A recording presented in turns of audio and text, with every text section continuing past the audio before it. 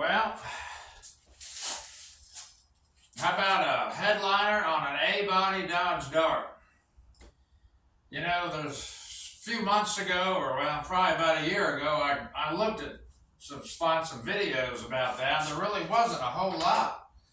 And I don't know that there's that many now for an A-Body. There is some Mopar stuff, other cars, Galaxies and Chevrolets, and there is some videos.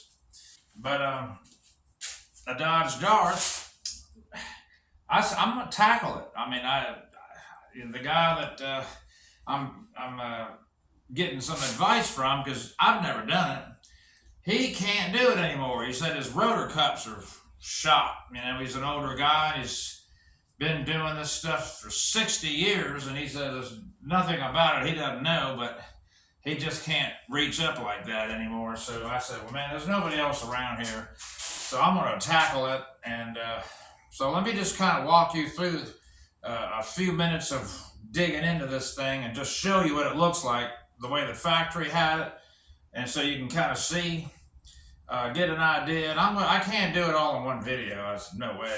I'm really just showing you what it looks like when you tear it all down and how it stays up in place from the factory. So,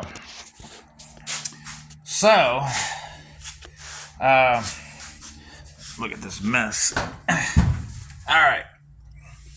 So, let me show you over here, where I haven't really bothered this side. You see that? See that piece of metal right there? Kind of rusty looking. All right.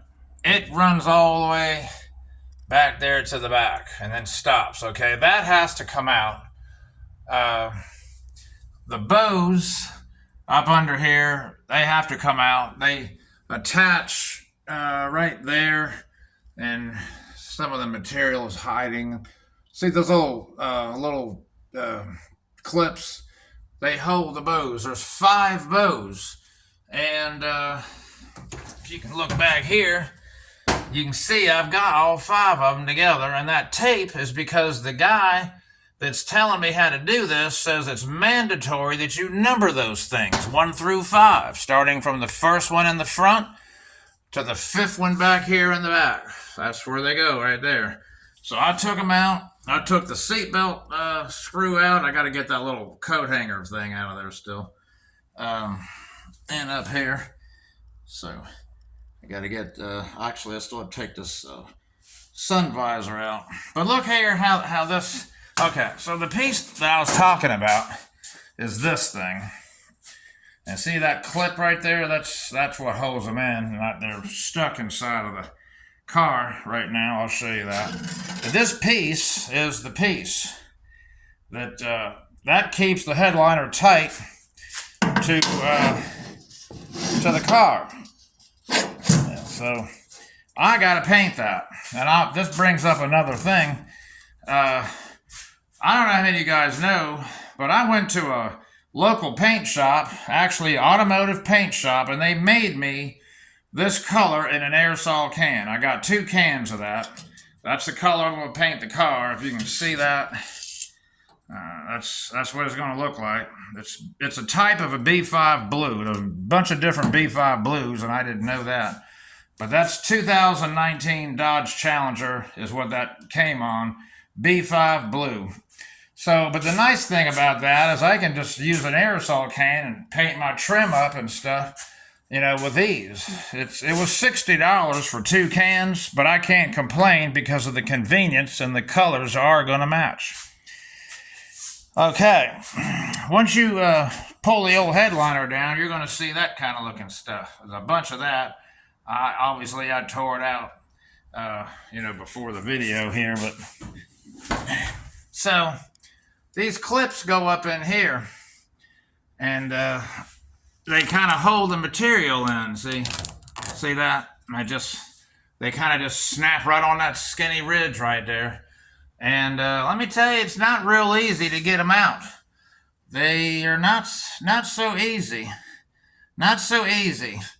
It might be easier to get them to snap back in than it is to get them out of there, because they didn't really want it. This rail didn't want to come out, but it did, and it will. But that's the deal. There's the lights right here. So these teeth is what grips the material when you're stressing it tight to the front of the car. See those teeth right there? I'm sorry, my lighting doesn't look real good. But I'm talking about these things right here. Can you see that? I don't know how good the light is. But it runs all the way across the front of the car. And it's actually in the back. It's back here too. See, and that's what you go up against. They're on the sides. Look right there on the sides. There's teeth. And that's how you pull everything tight. This piece of cardboard is from the factory, and I'm probably going to leave it in there. It doesn't look bad.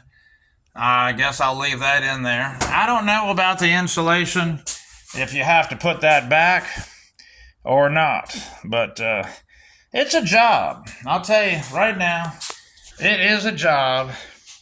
And he pretty well was telling me he didn't have a lot of confidence that since I've never done it, that I'm just going to blow through it and it'll be fine. But I said, he didn't mind if I need to hit him up for some advice on a few things. I can take pictures and say, how do I do this, before I get too far and screw it up. But there's just nobody else around here, and I can't take the car anywhere. There's not even a differential in it right now. I'm changing it to an 8 3/4 and, with a posi and all that, and the glass is out. That's when you got to do your headliner. That's how it is. That's the deal. I'm not working right now, luckily, which I don't know how lucky that is, but I am working. I'm working on this, and it just is what it is. I want to get this every day. I'm trying to knock something out and get it done.